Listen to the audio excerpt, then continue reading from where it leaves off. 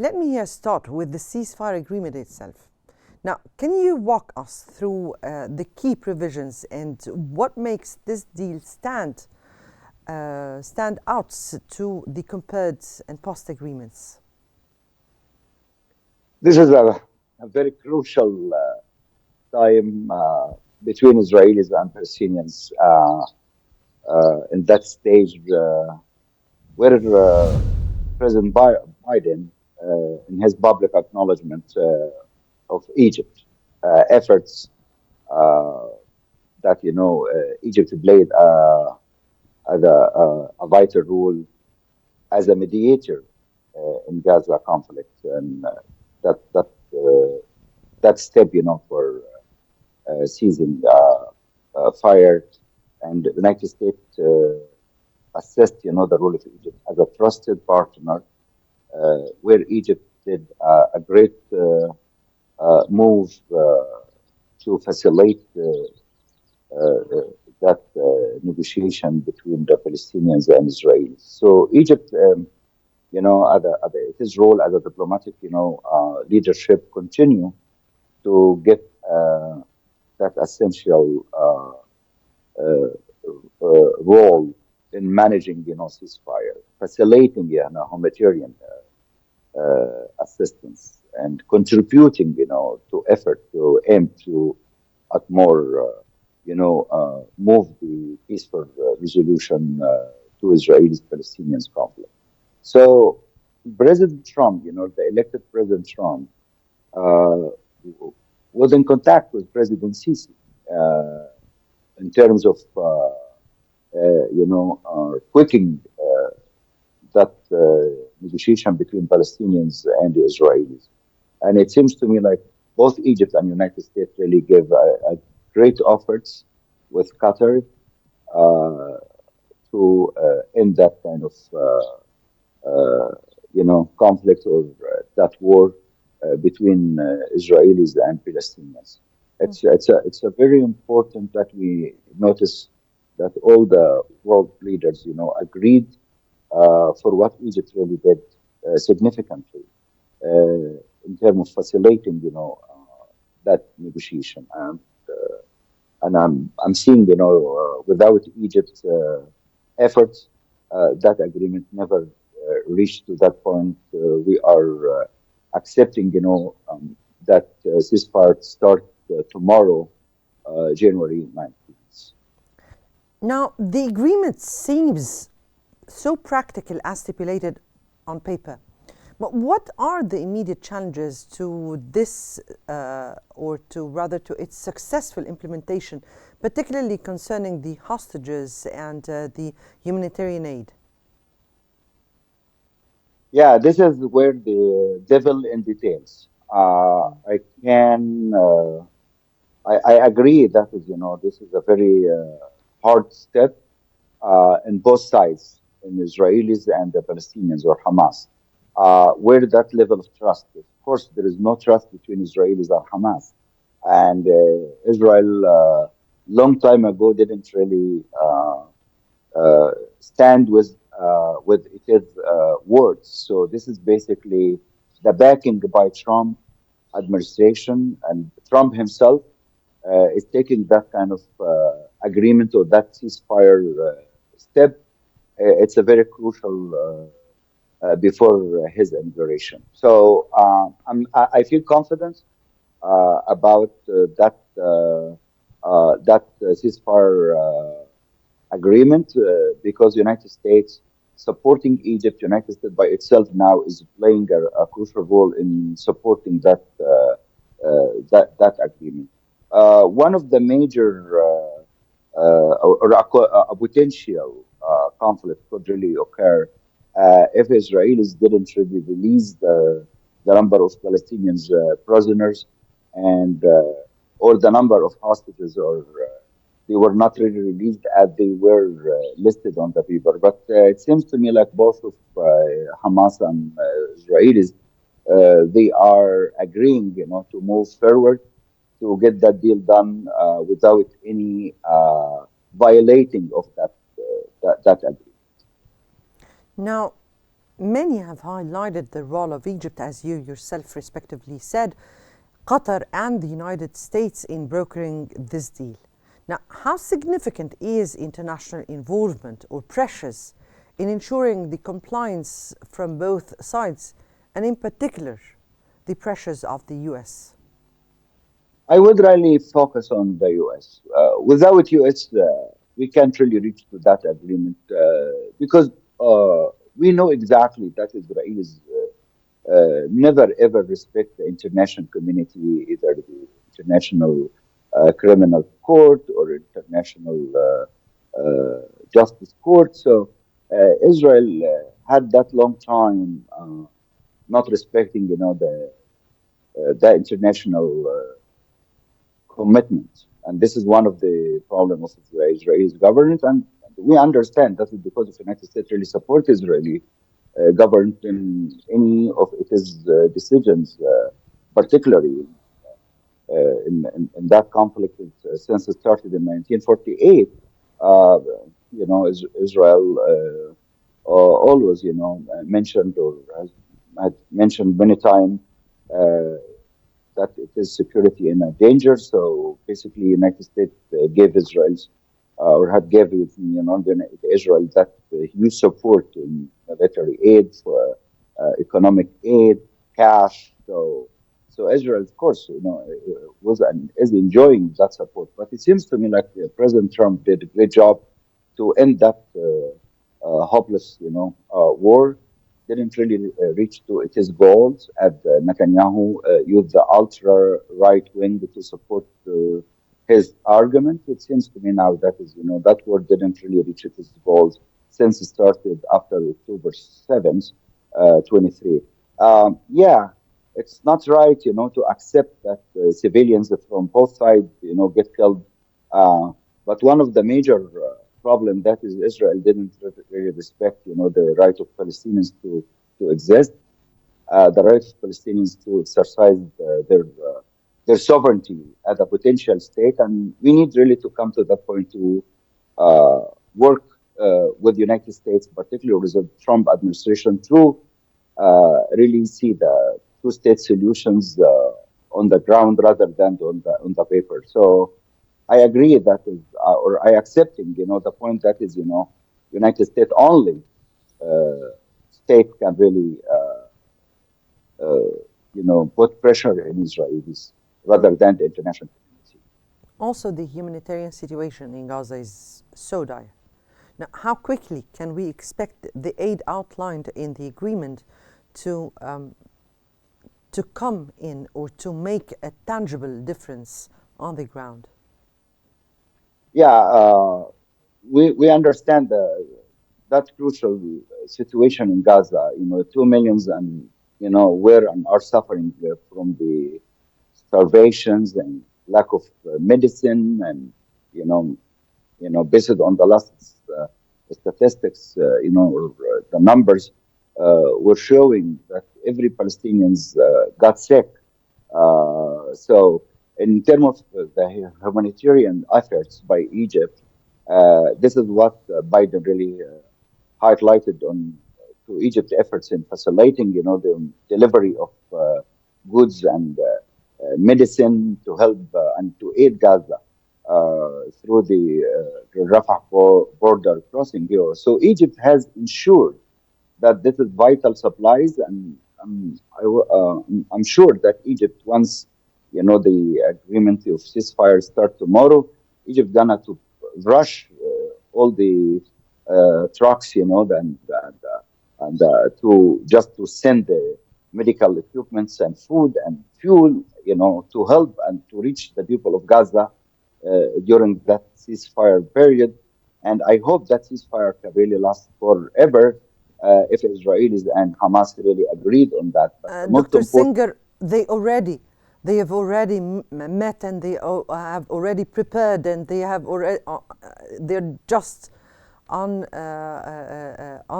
the crossings in preparation for send as soon as the yes, deal is gets into effect.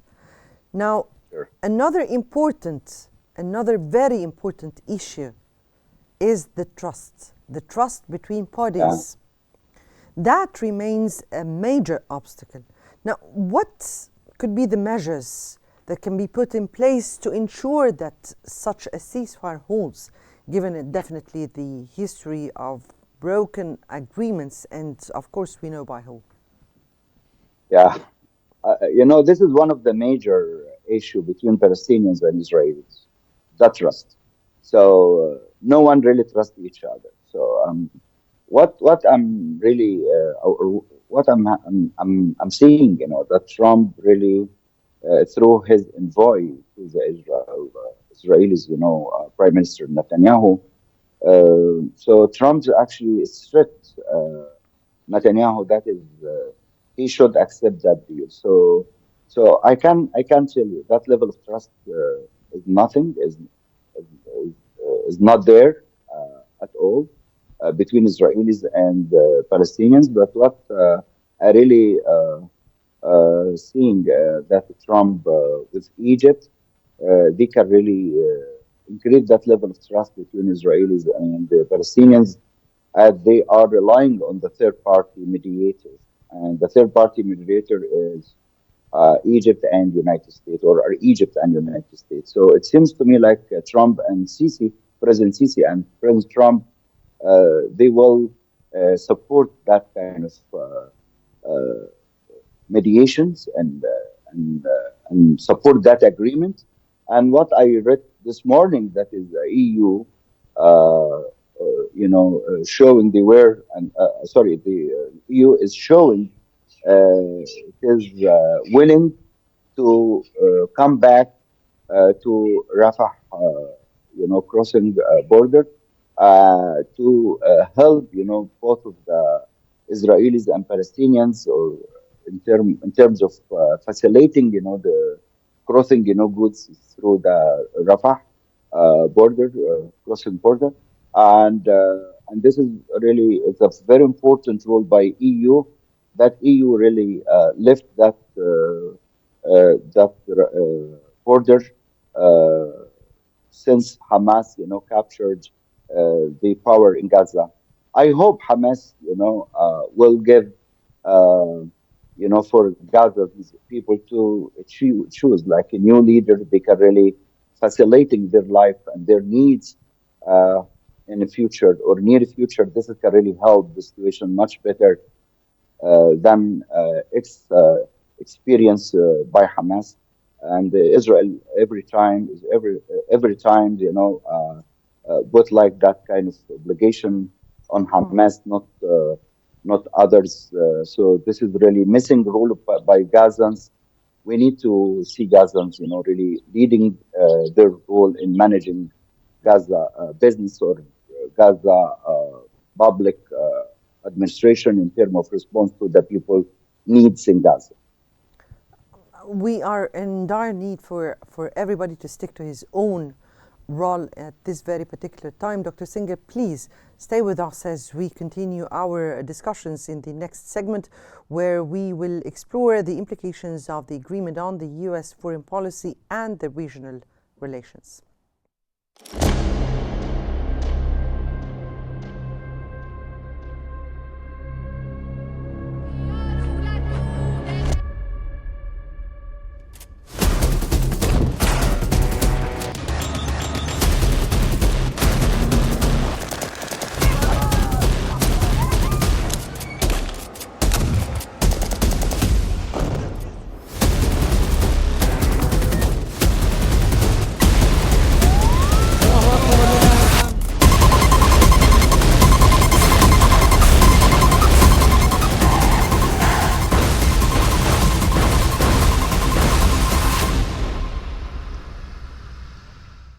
Now, as the world watches the ceasefire agreement unfold, its broader implications are coming into focus. This truce not only impacts the immediate humanitarian crisis, but also signals potential shifts in the U.S. foreign policy as Donald Trump prepares to assume office again. How will this agreement shape the future of the Middle East and relations and the U.S. influence in the region? Now, an opinion piece in the South African has delved into the sustainability of the ceasefire and raises critical questions about Donald Trump's role in brokering the deal. The article discusses Trump's claims of taking a decisive role, contrasting it with the Biden administration's approach.